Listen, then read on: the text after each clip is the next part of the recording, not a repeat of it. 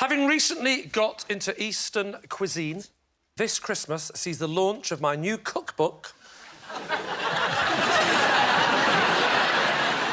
Lee Mack's Walk Around the Clock.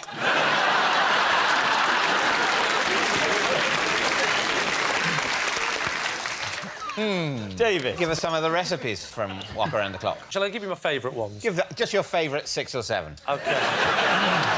Yeah, well, I like quite simplistic. Because believe it or not, simplistic. So, raw pork. So, sweet and sour pork balls is one of my specialities. How would you cook your sweet and sour pork balls? Well, I'll tell you exactly how I would cook my sweet and sour pork balls. For £9.99, you can find out. Did you go to the publishers with this idea? I went to Penguin, because they're the only book publishers I've heard of. How keen were they? Because I have to say, if I was a publisher and you came to me, yeah, I wouldn't be interested. Well, ironically, Penguin didn't pick it up straight away. Yeah. Did you work in conjunction with a proper chef? Of course, I was helped a little bit. Who? By whom? It's a friend of mine, works at the Chinese restaurant. What's the name of this person? You wouldn't know him. Well, give it a try. Steve. Steve Jenkins. I've been going into the Chinese restaurant a lot recently. And I've been really sort of learning about it and savouring the dishes. And I keep saying, Steve, this is fantastic. What is this?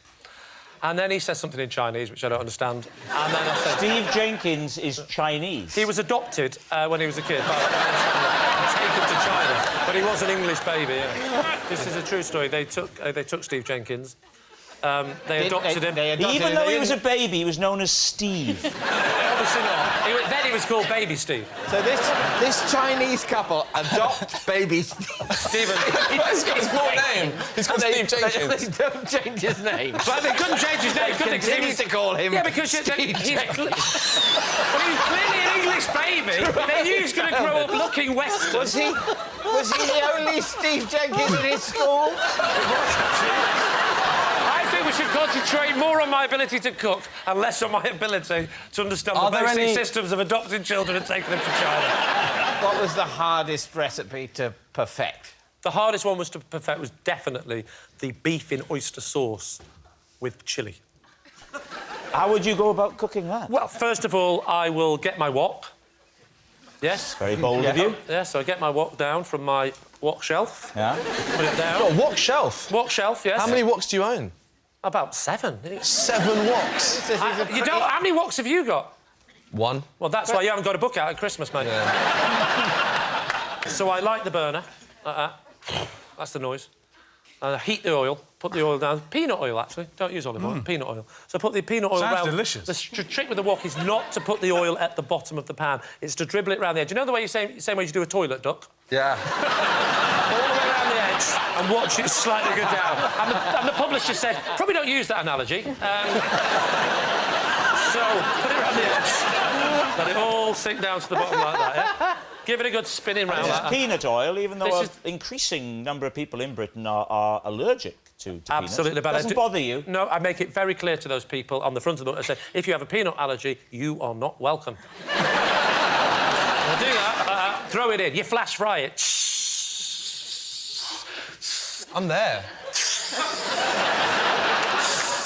Then you're throwing in 3 or 4 different ingredients, depends which, but there's different versions of it. But I'm going to go with the one with lots of greens. You've got lots of broccoli, you've got lots of carrots, you've got lots of... a few sesame seeds, you're throwing it in. The thing is to feel the pan, feel it, become the pan, become one with the pan. You flick it up like that, stir it round. That's when you add the sauce. That's when you've got to add the sauce, the oyster sauce. But it's homemade oyster sauce. How do you make homemade oyster sauce? I'll tell you exactly how you make homemade oyster sauce. You get some water from the tap, you soak your oysters in it. Yes, you do use oysters. You soak them for 4 weeks in water. So the water goes black. How does it go black? You get your squid ink. You squid ink it in. You mix it up. You then mash it down, in. Get it really liquidy. It's on the turn, but it's not gone off. You've got to get it just on the turn. You put it in, you whisk it round. It's not anymore because... Oh, stop that. It's gone. It's simmering away like that. It all settles down and you pour it onto the pan like that. £9.99, the book's yours.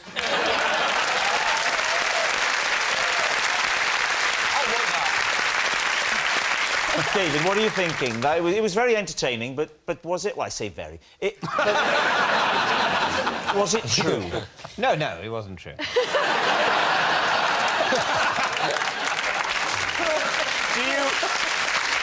need a little time to discuss this with your team? No, I know.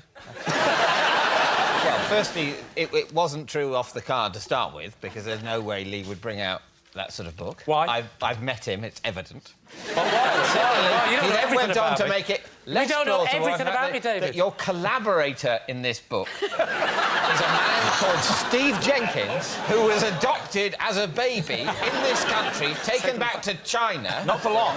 No, for his whole childhood. No, he said they came back to Britain. Yeah, but when he was an adult. Oh, when he's an adult. Yeah, otherwise he'd have been able to speak English now, wouldn't he? How did you write a book with a man that only spoke Cantonese? Well, we had an interpreter. Chinese fella called Brian Smith. I think you're incredible, man. Incredible as in not credible. So we're saying it's a lie. Yeah. Well, the audience are on tenterhooks. Lee, was it the truth? See, there's a slight part of me now thinking, I could actually bring this out. It's a lie.